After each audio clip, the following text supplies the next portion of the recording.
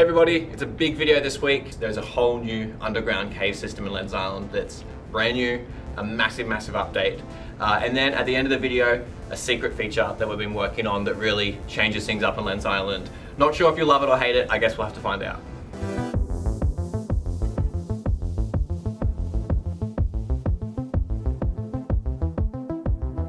All right, I'm gonna quickly explain our procedural cave setup. So I'll explain on the whiteboard real quick so you understand how it works. Then we'll go with Max and I'll show you the algorithm we've developed. And then we'll go with Justin and then we'll show you how we're actually setting up these cave tiles, how it's practically gonna look in the game. Let's say that's your current world in Lens Island. So right now there's just dungeons. So let's say there's a dungeon entrance here. And this leads to a separate level. So let's say it's this level over here. And this has its own little, dungeon inside this one level.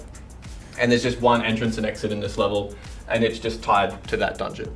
What we're doing is we're basically getting this whole map and duplicating it, an entire underground to Lens Island. So pretty much every island in the game will have an entrance to this big cave network, and some will also have an entrance to a dungeon as well. The dungeons are their own standalone levels where just sort of like linear start to finish, but then all of the caves are part of this gigantic cave network.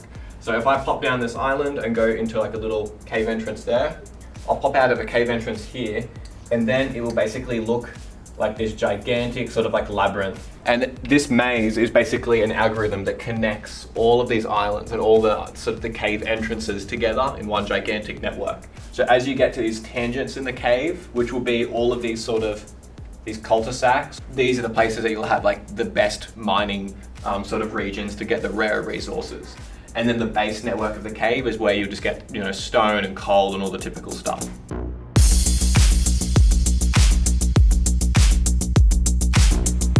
Max, the algorithm genius. We're zooming on Max's screen here.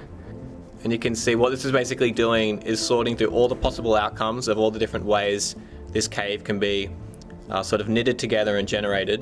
And then once it hits the final product, it basically generates the final layout of the cave. Like that's the above world, there's the currents, there's the islands, and then that's the below world, and it's all joined together with like a sweet sort of algorithm. And you can see the yellow parts is where iron deposits will be, red is titanium, and then the blue is the lightstone. So it's pretty sweet. So we've got our procedural cave set up, which is basically the exact algorithm you saw from Max. And then now we're actually spawning like the proper cave world. So you can see here, this is just like a couple cells have sort of generated around the player right now. But if we run a command, we can basically render in the entire world. So the cave basically matches the amount of cells that make up the above world, but then the cave world is exactly half the size. Because the above world has ocean, you can go on a boat and travel quite fast. And this way, the caves become more of like an achievable size to actually navigate around. So here's our big cave. So all this is fully like work in progress, and we're basically just using a whole bunch of sort of white box sections for the cave. But here's these sort of entrances that you can see. So these would be linked to above cells, and these would be entry points. And then you can see where they sort of generate. There's even an enemy walking around here. Just where'd he go? Oh, he's gone. This is like an initial sort of white boxing of like what the cave system could look like.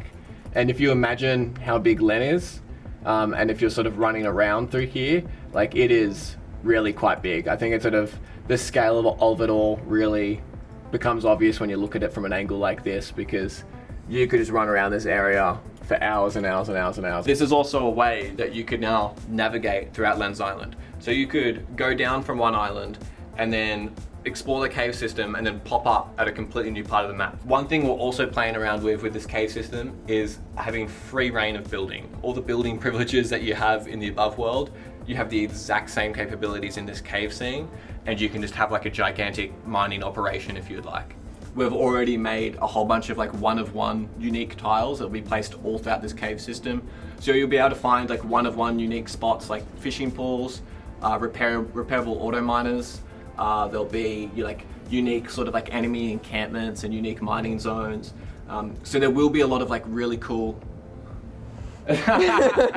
Alan. So yeah, there'll be a lot of really cool mining areas and stuff to do here. And on someone's world, maybe it's right in the corner of the map, and then maybe in another person's world, their tile will be right in the middle of the map. It'll be completely shuffled around, completely randomly generated, and unique for everybody that plays the game. Oh, we forgot about the secret feature. Okay, we've got to show you. Okay, let's go to the whiteboard. It's something that will be a little bit controversial, and it's something that will play into the dynamics of the game pretty heavily, and that is dropping items when you die. So right now, when you drop your backpack, only a couple of new items drop. What we're gonna do is when you die, you drop your entire backpack. However, there's two key changes to the game that we're gonna make to make this actually viable. The first one is with your hotbar. We're gonna make a change so you can actually store resources. So let's say you found some lightstone and you're sort of worried about dropping that lightstone on the ground in case you die.